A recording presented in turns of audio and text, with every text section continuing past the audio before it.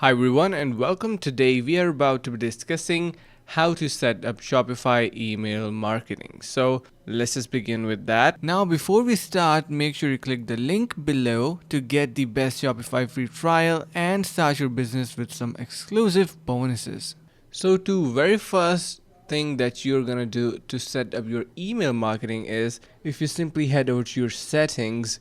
Here you will be able to realize that we have different options related to billing, users and permissions, but as such there is no feature related to your email marketing. Even if we go to our sales channel, let's just go back and you can see we have marketing in here. We have campaigns going on, so you can create different campaigns and you have automations as well. So for email marketing, I would highly suggest you to simply install an integrated application. Let's just try searching for that marketing, and yeah, let's just search it in the Shopify App Store. So here we should probably have something. Now you can see we have MailChimp, email and SMS. This is the most recommended with a free plan available. So make sure to give try to this, install it, and you will have an option to do your email marketing. You can see you have SMS sending and email, send email and make purchase. So this is something that you can utilize to set up